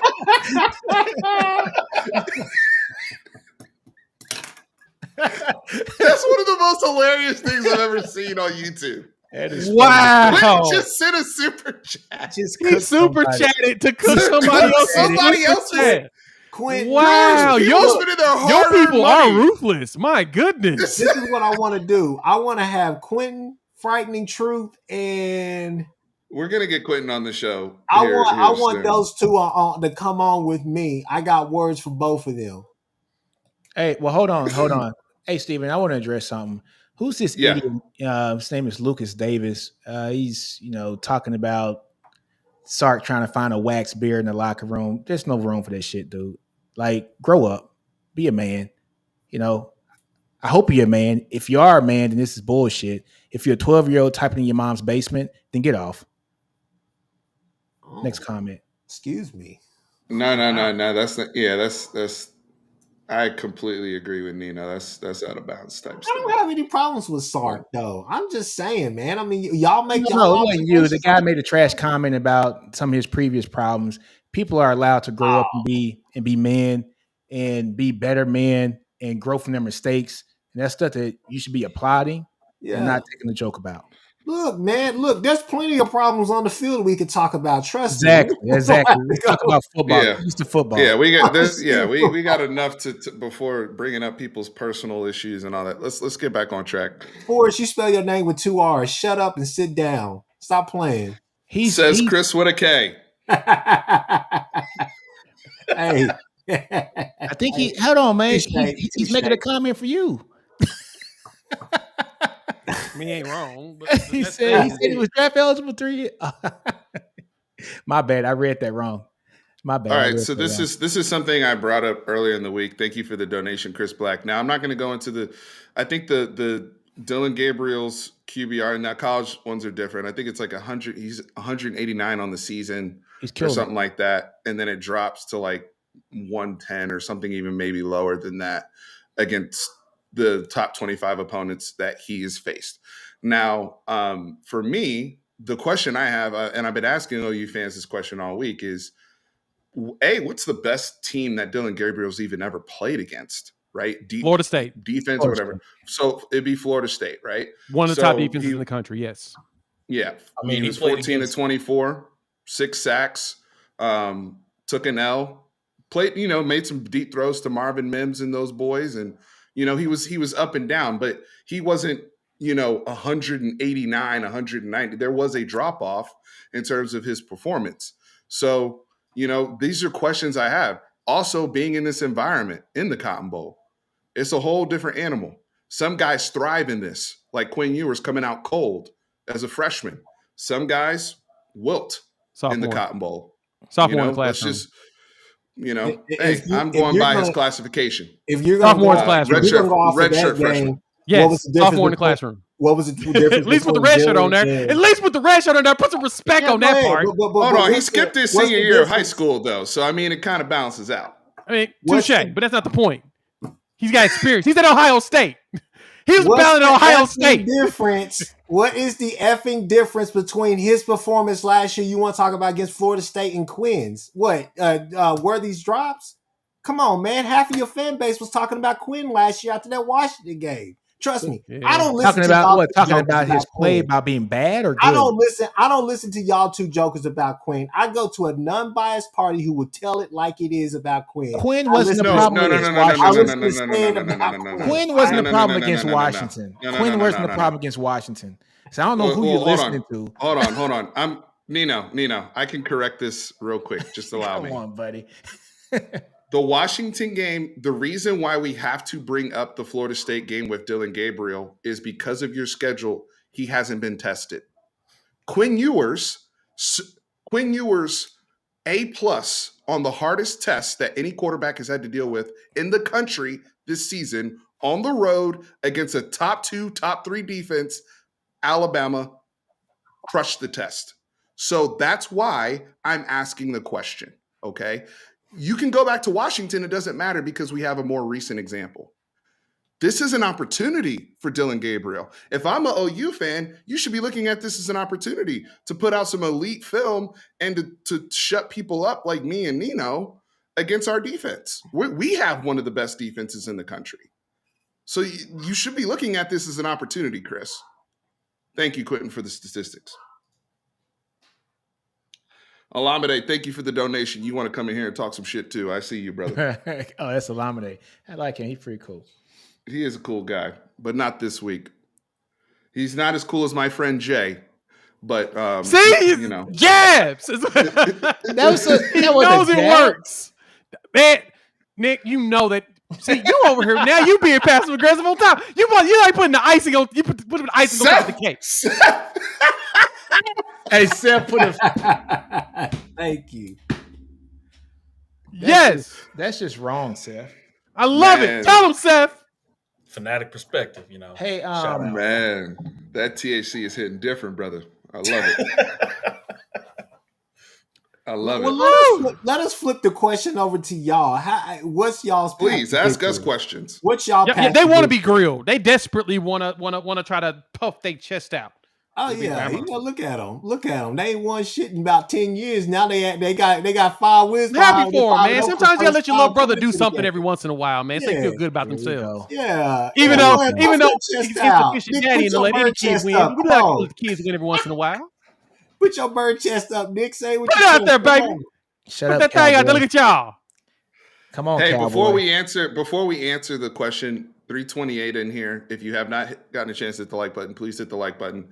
In all seriousness, appreciate Nino, Seth, Chris, Jay from Unfair Sports, Seth and Chris from the Horns Down podcast. You guys hit them on all socials. Follow everybody. Jay and Nino and we will be on Bleacher Report tomorrow morning. Well, Nino won't be on there. He just emailed and said that he got to go be all professional and shit. I'm in the military. He got a job. I'm in the military. You know, Nick's got a job. Yeah, rub it in our face that you got a job, Nick. I mean, look, I got to train like a fight. You know what I'm saying? Which is a good adage for football. It's a good adage for football. Had a super chat here for you. How many Sooners does it take to screw a light bulb? Is Chris wearing shades ahead of time to hide the tears because he knows OU is going to lose? Thank you for the super chat. Texas sucks, man. Alameda. Hey, you know what? Alameda's here right behind Vu, right? Texas is usually soft as a pillow last 15 years. Soft. You got to put the emphasis on soft. He said fact, capitalized. They got an O and a D line this year. Props. Boys got their chest puffed out. Don't be silent come Sunday. Think y'all unbeatable. Brother, if you know anything about me, I'm never silent, win or lose. Yeah, that's yeah. But that's the thing I want to respect. That's the only reason why I'm here. He must not watch this. I talk shit. That's the only reason why I'm here. Hold on. This year I will have my mic with me. Let's just go ahead and say it. If we win, y'all gotta come on to the Horns Down podcast after for the instant reaction. You know what I'm saying? We'll do that 7 p.m. Central Time, Nick. We'll give you enough time to, get your bird chest together so you can come out. If for some odd reason, and if was the 5th, we all be drunk. I don't know, Seth, Jay. I'll go on the show. I'll eat crow, as Ty would say, but I don't see that happening. I just want to go ahead and extend that invitation to y'all. I'll have the link ready for y'all. I'll be down there in Dallas. Steven, you going to Dallas, right? I'm gonna be not down there in Dallas too. I'm gonna be down there. I already got the ticket. I already got the hotel. I got the computer set up. Got the King Suite. Trust me, I'm gonna be there. But I'll have my laptop with me. I'm here in Alabama, and definitely definitely hop on. I got to watch the Colorado game because my cousin's playing, so I want to see him play. But that starts at 6:00, so we got time. I want to talk about HOF college football with Jason and the coach. They've been on my ass here all chat. I've been seeing the comments, guys, and I appreciate y'all chiming in. My question is, my question for Jason is this a bigger test for Quinn than going to Tuscaloosa, Alabama against a Saban coach defense? That's my question to Jason. I would like to hear your answer in the comments. Is this a bigger test? I can answer that too. Go ahead. I'll say yes. Why? Because Kevin Steele's running the defense at Alabama, and every Alabama fan will tell you they've been wanting him. They wanted him fired. They hope that he is a placeholder for Jeremy Pruitt, who has brought in the best defenses some of the best defenses that Alabama had, him and Kirby Smart. And because Kevin is there, go ask a Bama fan. They will tell you we suck because of him. No. Tomorrow, when y'all on the Bleach Report, ask the guy who tells us on and off the green, the green screen and the green room, whatever y'all want to call it, and on screen, who tells us that? Ty Hayes, my friend, Ty Hayes. I wish he was here to moderate. Blaze Hayes is supposed to have been here, but yeah, I think this will be a bigger test. I think Venables' defense is to be a little bit more complex than what Kevin actually throws out there, what Kevin actually ever does. And of course, Saban overwrites a lot of stuff, but at the same time, he can't do everything. That's kind of the Saban doesn't have elite coaches. That's the reason why they're suffering right now. He doesn't have elite mentioned the defense. For OU, is it BV? Yeah, BV took over. He's calling plays. Okay. I mean, the fact of the matter is. So you're just paying Ted Roof to be there for vibes, or what's Ted Roof's job? Shut up. Yeah. You know GP was there last year and y'all was doing the same thing. Shut up. Hold on. I don't want to hear about GP. Hold on. Steven, I got this. Really? Steven, I got this. Steven, I got this, Steven. Wow, I got this. Bro. Last time I checked, I think my man Chris down there with a K said last year that this defense was not going to be good when GP left because it's GP's defense. Now GP is gone and the defense has progressed and gotten better. What is it, Chris? Is it that it was GP's defense, or is it that PK is really good at developing players? I think that's it. Honestly, I think I know. Probably Jimmy Lake is down there because I haven't seen PK be good without either GP or Jimmy Lake.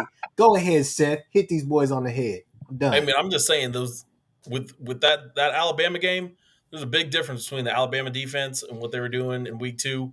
And what this OU defense is going to be doing this weekend. It's because we punched him in the mouth. That's why the difference was. We punched him in the mouth and we're more physical. The difference is it's personal. It wasn't personal with those Alabama boys. They're good. They're talented. They're a bunch of future millionaires. It wasn't personal. It should have been personal when you get your ass whooped in your own house. That's partly it was personal. But that happened, throughout the game. But they were in it. They were going back and forth. But we're coming into this game feeling like we already got kicked in the teeth, punched in the mouth, and robbed, point blank, at gunpoint. And that's what happened last year in the Cotton Bowl. It's personal. We're coming back. We know exactly who. We found the culprit. They're going to be standing right in front of us for 60 minutes, and we're going to handle ours. Get it back in blood. Very interesting. Chris, I see you got your burner account going strong in here, man. What you talking about? You know exactly what I'm talking about. I see him typing. If you're going to do all that, you might as well donate from the burner as well. That's all I'm saying. I'm not doing that. You caught you red-handed. He sure did.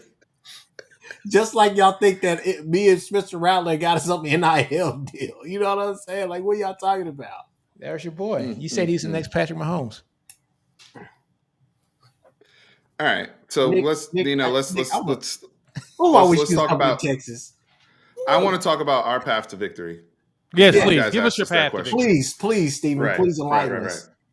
So one of the things that is an interesting statistic coming into this game. Shout out to Nash Talks Texas, who's in here because he put this out beginning of the week. 18 of the last 20 games in this series have been won by the team that leads in rushing. right? The team that's run for more yards has won this game. So while I hear what Seth is saying about it's personal, I hear about, the Sooner magic, and we want to do it for the Gipper, and we're motivated and we're inspired to play. We want to come out here and represent the whole bit. I hear you loud and clear, brother. I would be upset too. I would take it personal too if somebody came and abused me like that, 49-0. Here's the thing, though. You didn't take 5-14. Here's the thing, though. I want to give you the path. I'm just painting the picture here. Let me work on this canvas. It's a terrible picture. Oh, I'm sure it is in your vision. It's a nightmare, just like those dreams that Seth said the players were having. Look, at the end of the day, this is the most physical football team you guys are going to play, and from a standpoint, from the standpoint of you're blending Sarkisian's offensive mind and his scheme now with our physicality, now with the weapons we have on the outside. You're going to see an uptick in offensive output from Texas. We have not seen Texas's A game at all this season. And people that follow me here know that very, very clearly, okay? We have not seen Texas's A game at all. But what we have seen is DJ Campbell starting to get active at right guard. Jake Majors and those guys having chemistry on the interior to where we're moving people. There's a reason why Jonathan Brooks is the third leading rusher in college football. That's not a fluke. The other thing is this. Both lines of scrimmage will be an issue for OU in this game, because I believe OU is also going to have to bring a lot of pressure. I don't think you guys are going to be able to get pressure consistently on Quinn, sending 3 or 4 guys. And that's something that y'all had the luxury of doing in previous games. If you look at this series in previous games, I'll give it to y'all. Y'all have had the line of scrimmage edge. We can go down the list of NFL guys on both sides that y'all have had, and the lack of talent we've had, right? And so the strongest piece of evidence that Texas has shown is that 7-minute drive in the fourth quarter, moving Alabama. And it just didn't move. We were talking about guys on Alabama, Dallas Turner, Jaheim Otis, guys that are also NFL players over there, and quite frankly are better football players than what we're going to see on Saturday. No disrespect to Lalu, okay? But, that's not Jaheim Otis either. So I feel as though we are going to assert physical dominance at the line of scrimmage, and that will cause problems also for you with Dylan Gabriel having to complete passes downfield. Problems on productivity on first down, because we know with the veer and shoot offense, especially OU in particular, getting going is the key, right? If you're productive on your first down to start the chains and start the series moving, OU's rolls, right? So we have to be good there. That's something that Cincinnati was effective with at times in that game. We have much better personnel to combat those things. And that's why I think that Texas has, a lot of margin in this game because of that edge on the line of scrimmage and the edge with physicality. So I'll pass it to Nino. If I may just jump in here off of your point real quick, and I'm going to pass it to Nick real quick, Nick. That's all I want to say, okay? Go ahead, man. We got to stop. Look, Steven. If Ty is brave enough to come on screen on every podcast that he's been on, and he's able to actually have the courage to say, this is not the Alabama of past. Alabama may be Texas' benchmark, but they're not a lot of other people's benchmark. Alabama may be steadily improving, but Alabama, that second game in the season, let's be real, man. Like Alabama's defense is still elite this year. You can call it whatever you want. You can go off the statistics. They've been performing. That game and look, man. I'm just going off the Alabama's defense's performance this year. They've been elite. The best part of that game is that it was on the road. I'm just saying, man, this is not the Alabama of the past. You can put them on a pedestal. What do they say on 40-year-old version? You putting the P on the pedestal. I get it. That's what you do. But they can't be the benchmark for everybody. Go ahead, Nick. That's all I'm saying. I love how everybody wants to say that Alabama's getting better, yada, yada, yada. They're not the benchmark for anybody, but all they've done was go and beat Ole Miss and, beat some quality opponents. How about just give Texas a little credit and say they were just a better team that night? Alabama's still a good – no, hold on. Let me finish. Alabama's still a good team. You guys are acting like they don't have, as far as star rankings, 4 and 5 stars, the most talented roster in college football. They still have the most 5 and 4 stars. There you go. There you go, Nino. Football. There's Ty right there. He said they're elite. So Chris, everything that you just said is null and void. Okay. Every goddamn thing you said. Okay. Yeah. Null and void. I just wasn't there for every pod after the game. Look, Ty can say all of that because they're improving now. He's. I said, don't put words in my mouth. No, you're sitting there talking. No, you know what? I'm gonna let my you go. Bama name. Out your mouth. I'm just saying. Everybody wants to say, well, they're not the Bama of old. They weren't this. They weren't that. Hey, man. Give Texas a little credit. I've come on here. I've given Oklahoma credit. Chris, you never give Texas they just do at all. I did. Just a minute ago, I said, no, you didn't. It was a backhanded just do. That was a backhanded just do. You guys are making in the benchmark. You had them in week 2. That was a backhanded compliment. It's called what it is. You never give Texas their just due. I come on. I give Oklahoma their just due. I always do. But look, we were just a better team that night, folks. It just was what it was. We were more talented that night. We were more physical. That's the thing that I think that shocked everybody is the physicality of the offensive line and the defensive line that Texas had against Alabama. And Texas has had that physicality since week 2 on. Okay? Since week 2 on, they have been very physical. We love to bring up the Rice game. Yes, I was talking to one of the players who's an offensive lineman, his father. And his father said that the complicated thing for that Rice game, this is what one of the offensive linemen told his father, was that those guys were smaller, a whole lot quicker, moving like crazy at 240 to 250 pounds, going against a 330-pound guy. Texas, those guys prefer to a Bama line, meaning I want to go mano y mano. It's a little bit easier for them to go mano y mano. That's what you guys have size and girth in your line. You guys got a 320-pound defensive tackle, a 300-pound nose tackle as well. It's going to be physicality on physicality, and it's going to be who can move who the most. And that's what's going to happen in this game is it's going to be the trench work. Who in the trenches is going to do their thing? I like what Texas has done this year on the defensive line. Guys like Sweat, guys like Alfred Collins, Byron Murphy, Vernon Broughton, Barron Sorrell, Trill Carter. We have finally gotten the depth where we can start to rotate players in and do some great things in that defensive line. And to talk about the offensive line now, Kelvin Banks Jr., I think we all know he's going to be a first-round pick next year. It is what it is. He's one of the top 2 or 3 tackles in the country right now. And it's not just me saying it, it's every draft expert saying it too as well. All right? You're looking at a guy like DJ Campbell. We love Kelvin Banks Jr., but DJ Campbell was the highest rated. He was the highest rated player in that class last year, right? And so DJ Campbell's now finally starting at the right guard position. He's moving people. You saw the physicality that he had against Alabama. Outstanding player. He's been physical this whole season, and he's starting to mature. The game is starting to slow down for him, and it's great to see. Our best pass blocking guard is Hayden Conner. He's doing great things, and I love that Christian Jones is right there, man, in that right tackle, and Jake Majors there, at that center position is starting just to click. Everything's clicking for him.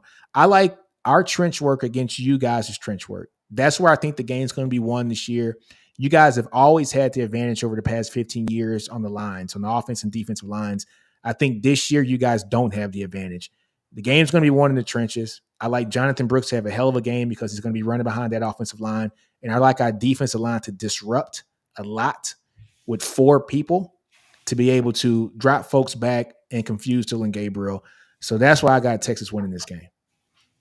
And my thing to that, I mean, those are all great points, Neo. I'm not saying that you're wrong anywhere. You're really not. My thing about that is when we talk about Texas and how they looked against Alabama and how they looked against certain moments against Alabama, it's like, okay, we're factoring in the best we've seen from Texas, but it seems like we often never factor in maybe the worst they've looked. Same with Oklahoma. You know, a lot of, whether it's OU fans or other fans that are not OU fans, they want to factor in the best times we've seen Oklahoma and what they've done when they were clicking offensively, defensively, but then they don't want to factor in like the times where they looked the sloppiest or just not the cleanest. And so I feel like we can't expect to see either of these teams play, match the best we've seen from them, unless it happens. But that can't be the expectation. sure, they're capable of it, but we're also capable of the things that they've probably done more often, which is, why wasn't that D line dominating against Rice for 4 quarters, or dominating against No. Wyoming for 4 quarters? They did. Why weren't they Seth, manhandling the offensive line, manhandling those opposing D lines, for 4 quarters? Why did it take so long to kind of get to that point?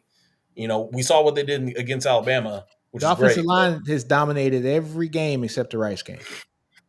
But I mean, it's like it. I mean, but that's game one. Before last week, Thank you, OU's Jay. bad running game. Before last week, OU's bad running game was actually averaging more yards per game than Texas, and then they exploded for 300 yards against Kansas, skewed that number. But I mean, I've been keeping up with it week by week. OU's running game was terrible. They were averaging more yards. How many plays were you guys getting? How about the yards per play metric? Running plays, because I don't know that number off the top of my head. So when Texas is running 54 plays and you guys are running 75 or 80, you should have more yards, right? I'm not saying they're averaging more yards per carry, but just total yards. I mean, but Seth, you're making my point. If you're running 75 plays and we're running 52, you should have more yards. That's the possession, Nick. You know those other teams are coming in there with trying to win that TOP, man. If you are running 75 plays, I don't care about possession. We're talking about if you're running more plays. Yeah, but with the new clock rules and everything, all these coaches are talking about that, Nick. What are you talking about? If you're running 75 plays and we're running 50, you should have more yards. Am I right or wrong? OU's been averaging 75 yards, but I feel like that's a high number. I mean, I'm just. How about this? And also, speaking of time and possession, because I know that was brought up in the show last week or yesterday.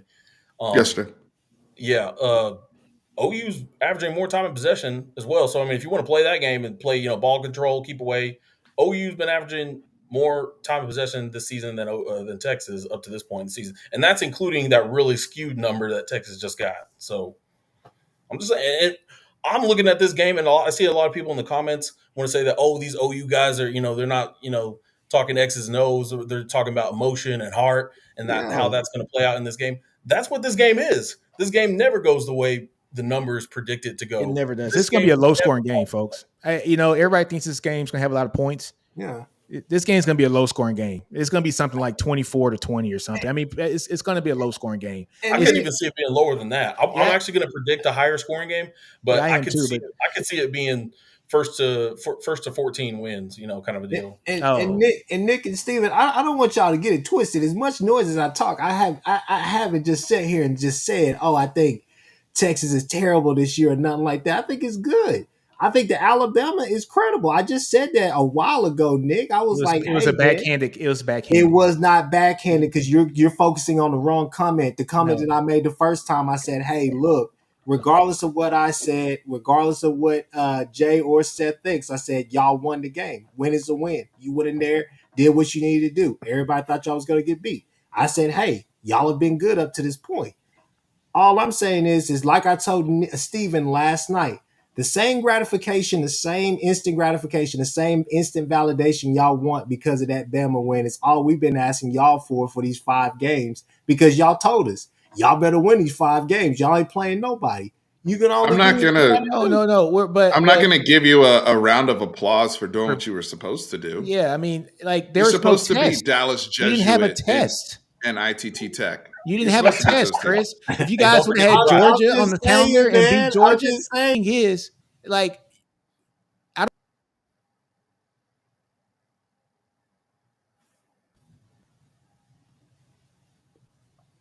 Hey guys, you there?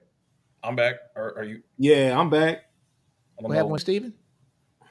Steven on that dark web now. So.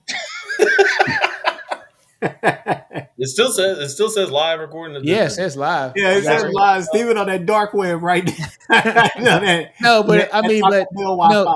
But it's my thing. Yes, you guys went 5-0. You were expected to go 5-0. Yeah, but what kind of credit do you want? I need to see you play somebody worth me giving you credit for. Like I know that you guys want to give us credit for Kansas, Wyoming. Who else we played? Rice, Baylor, and I get it. Don't give us credit for those wins, but give us credit for Alabama. Hell of a win. Hey, Hell of a win. I'll speak on that. I will agree with Woody Washington when he said that this is the first test. And coming from me, University of Oklahoma professor, this weekend is the midterm. This is an exam, but it's not the final exam. But for OU, it's the midterm. They've had some quizzes. I'll call them quizzes up to this point. 5-0, and then some of them quizzes that had like a little trick question at the end of it that they weren't expecting. But when you got the grade back, when you checked on Canvas, boom, there it was. You passed. But some of them they were breeze. You didn't even need to check your grade. The other ones you were kind of sweating it, but then but this is the midterm. And I mean, early in the season, Texas had that as well, and they passed it against Alabama. But coming into that game, people had kind of the same questions that people have right now about Oklahoma, and so I just feel like if we kind of extend a little grace to Oklahoma for passing all their quizzes up to this point, maybe they can prove on the field this weekend what Texas proved on the field 4 weeks ago. And so that's kind of where I'm at. Like, I will admit the schedule up to this point for OU has not been anything to write home about. It's more about what I'm most impressed with Oklahoma, and I think a lot of OU fans, is just how OU has looked and performed in those games and kind of handling business the way they should be handling business against teams that are not on OU's level. They're not playing with their food. Like, they're not looking like Georgia, who's kind of sleepwalking for the first 2.5 quarters almost every week, regardless of the opponent. They're coming out lights out almost every first quarter, putting up 21, 28 points, and giving, save a few or a couple of those games. I mean, even against Iowa State, they kind of turned it up in the second quarter. But so tell me this, Seth, who are your two hardest opponents? It's weird because I would say there's like hard units that no. Overall, who are your two overall hardest opponents? Overall, I will say who are the two best teams you played so far? I think the last two. You think Iowa State, that's missing 8 starters, is one of your best opponents that you've played? Yeah, and they handled Iowa State. They handled them like a top 10 team. You believe Iowa State is one of the best teams that you guys have played? It's crazy that Nick is a statistics guy. Who would you put above? Nick is a statistics guy and won't go off of that to talk about how statistically good that defense is for Iowa State year in, year out. I'll tell you this. Year in and year out. We're talking about this year. Texas, but after 2:30 p.m. this Saturday Central Time, Texas will be by far and away a million miles the best team OU has played. Now, whether they win that game or not is to be determined. But that's definitely going to be. There's nobody close that OU has played. True. That's true. Who's your second? OU hasn't played anybody close to that team. Talent-wise. Who's your second best team you played?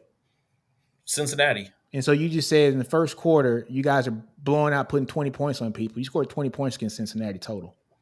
Hey, who's your third best team you played? Who's your third best team you played? SMU.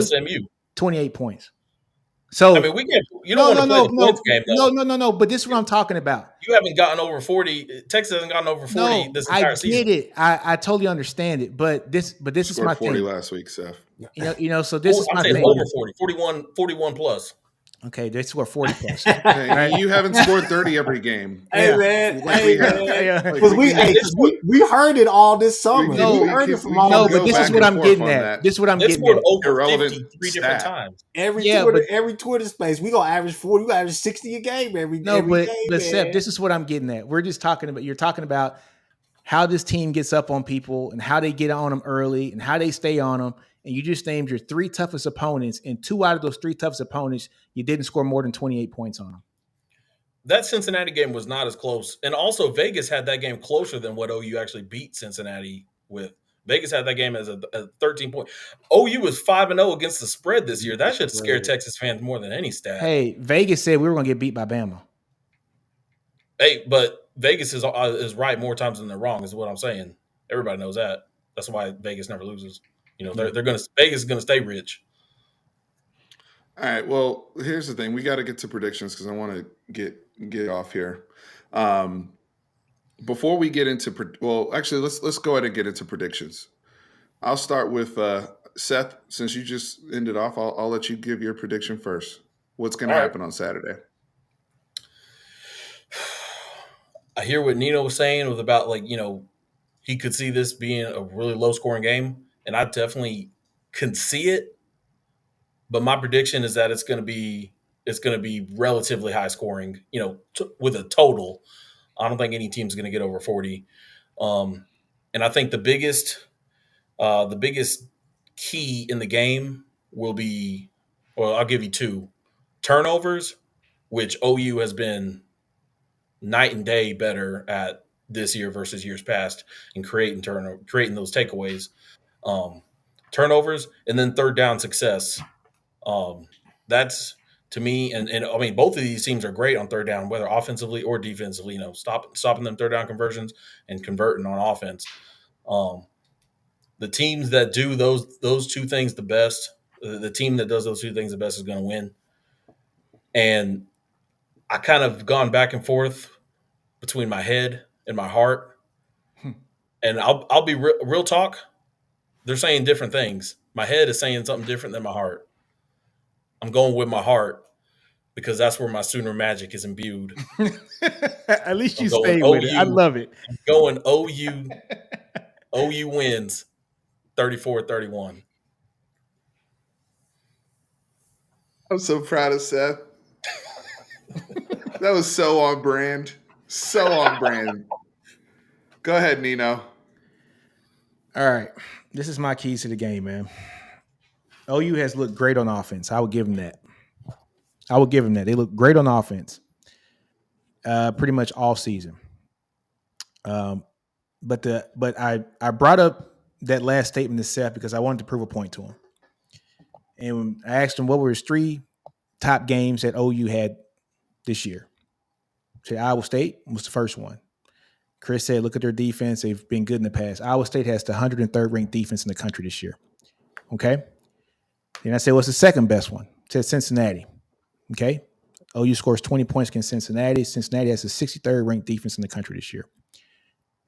In the third highest game, best game they had was against SMU. SMU has the 94th ranked defense in the country. OU scored 94. They scored 28 points on them. Now, metrics don't make everything for this game. This is going to be a game of heart, a game of will. These kids are grown up playing against each other their entire lives. It is the Red River rivalry for a reason. It's a shootout for a reason. And it's going to be a hell of a game.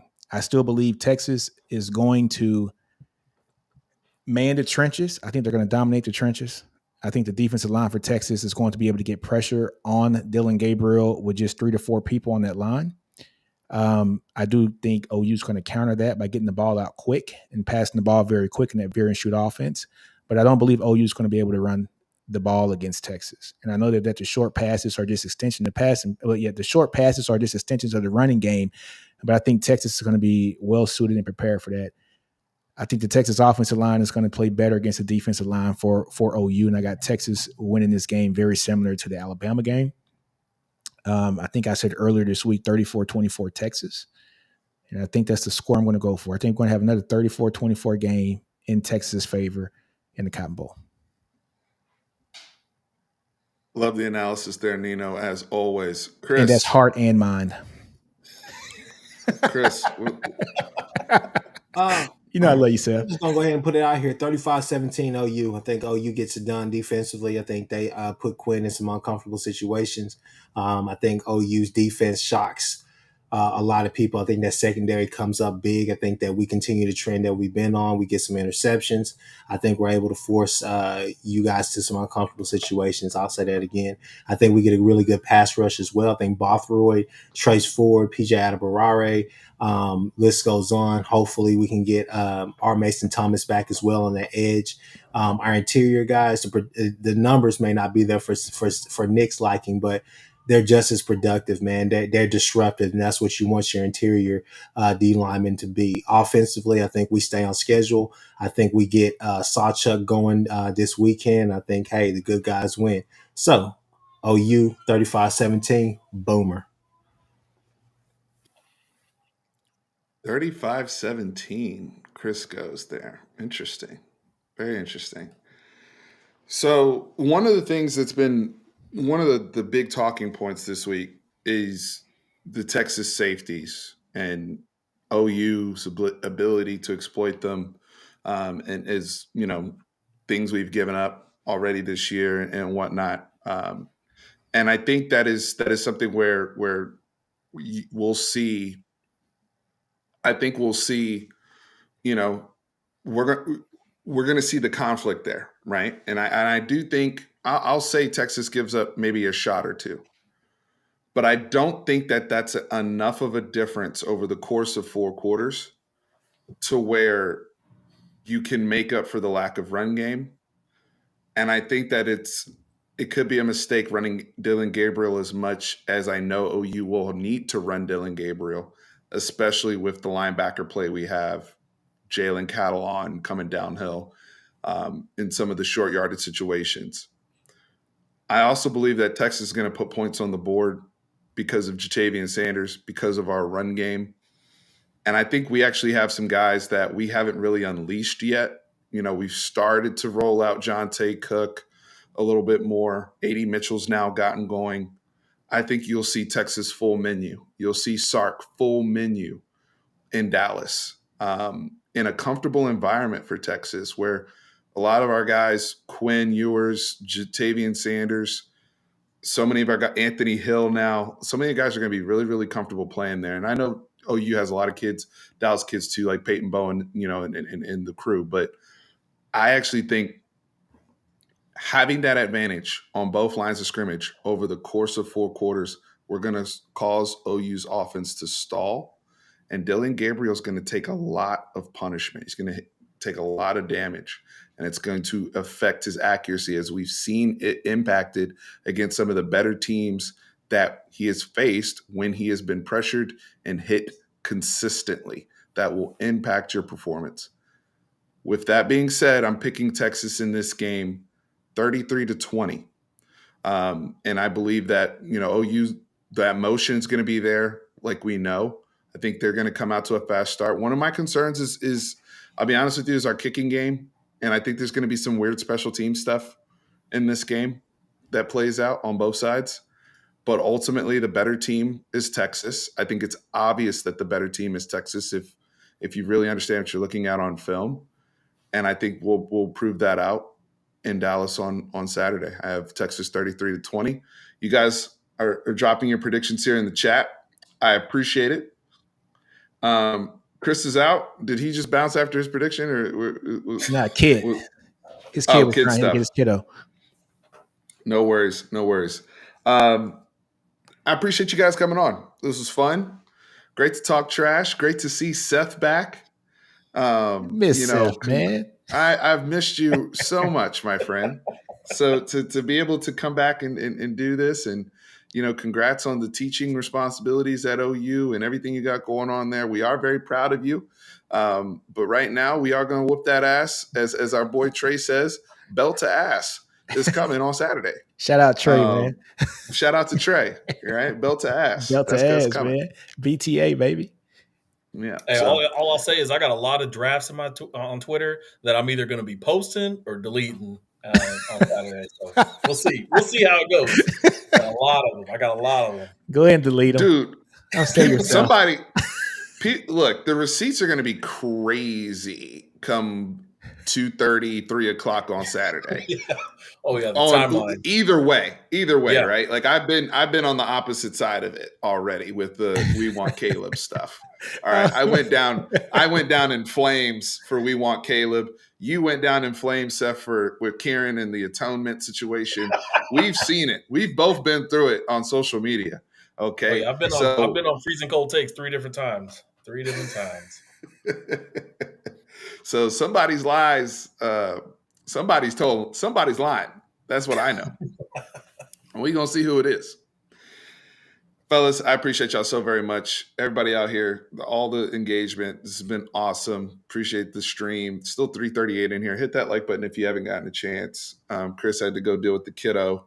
But just having Seth, just having the kid in here, my guy Seth is it's more than anything could ask for, right? And so much appreciated. Safe travels if you guys are heading into Dallas or going to the game. And yeah, hit that like button. Y'all know what to do. Subscribe, the whole bit. Subscribe to Nino's Corner Sports, please. Go do that right now if you have not. Great content on there. And his cousin, Omarion Miller. We're so proud of his cousin over there. Nino, go ahead and plug him one time for the Colorado Buffaloes before we bounce. Number 14, man. That's the homie. You know what I'm saying? I talked to his mom the other day. Just proud of him, man. Just proud of him. You know, I didn't really grow up with him. It was really his grandfather, but and his uncles. So, you know, just seeing just how everything's passed down from his grandfather, it's been awesome. You know, so it's good to see 196 yards on 7 catches. So cool stuff, man. In his debut, man. That's man. Special. Really I wish he could go against Lincoln Riley every week. What's that?